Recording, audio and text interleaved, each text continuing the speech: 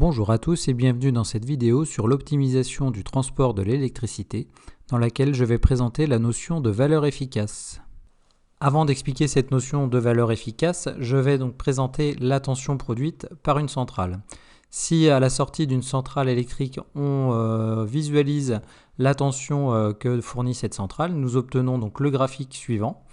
Nous voyons donc que la tension a une forme de vague. Il s'agit d'une sinusoïde qui est une fonction périodique. On voit que sur un intervalle ici qui est reproduit, on voit qu'on a reproduction de ce signal au fur et à mesure du temps. Donc ça veut dire que ce signal va être caractérisé par une période qui correspond donc au temps qu'il faut pour qu'un motif se reproduise. Donc si je prends un premier sommet ici et un deuxième ici, le temps correspondant correspond à ce que l'on appelle la période du signal.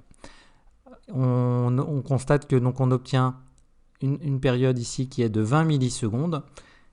On peut en déduire donc la fréquence étant égale à l'inverse de la période avec la période exprimée en secondes, ce qui me donne ici une fréquence f égale 1 sur t qui vaut 50 Hz. Donc ce signal périodique est donc la conséquence du fait que la tension produite par une centrale et que l'on retrouve aussi après dans nos habitations ou dans les endroits où l'on consomme l'électricité a une fréquence de 50 Hz. Deuxième caractéristique donc, de cette tension, c'est le fait qu'elle est bornée avec un maximum et un minimum qui est centré sur l'origine.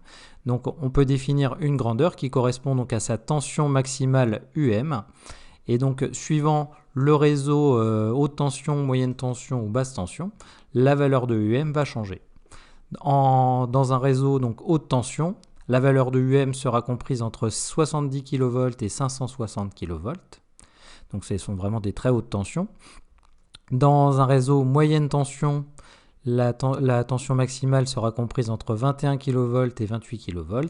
Et enfin, au niveau du réseau local, la tension maximale, c'est-à-dire réseau local donc en basse tension, sera de 325 volts. Cette tension étant sinusoïdale, pourtant si on branche un multimètre aux bornes d'un générateur donc de tension alternative équivalente à celle représentée, nous obtiendrons une valeur qui est fixe.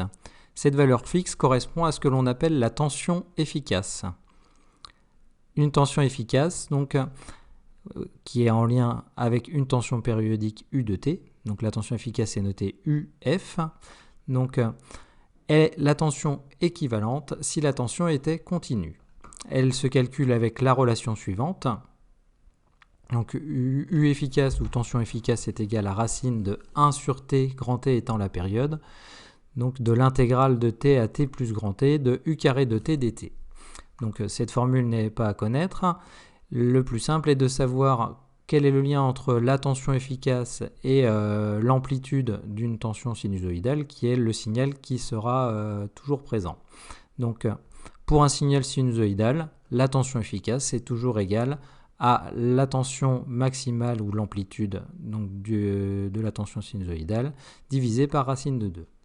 Cette notion donc, de tension efficace peut se généraliser à d'autres grandeurs. Donc l'intensité, elle aussi, a une valeur efficace qui est définie de la même manière.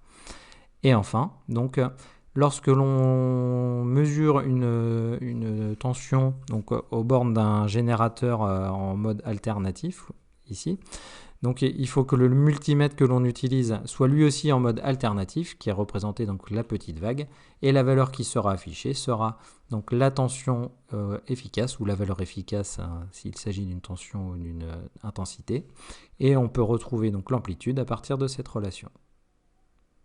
Je vais maintenant donc présenter un exemple de calcul de tension efficace dans le cas donc, de mes différents réseaux haute tension, basse tension et moyenne tension. Donc la tension produite par les centrales est une tension sinusoïdale. On va donc pouvoir utiliser la relation UEF est égale à UM sur racine de 2.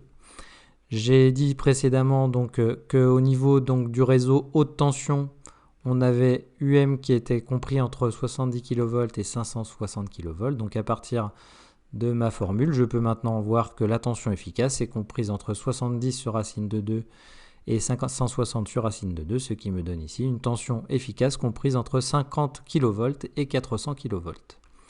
Au niveau du réseau moyenne tension maintenant, le même raisonnement, j'avais UM compris entre 21 kV et 28 kV, je divise par racine de 2 et j'obtiens donc une tension efficace comprise entre 15 kV et 20 kV. Et enfin pour le réseau donc basse tension, j'avais une amplitude qui était de 325 volts. Si je divise par racine de 2, j'obtiens une tension efficace de 230 volts. Donc on retrouve ici la signification de la tension 230 volts que l'on retrouve donc dans nos habitations.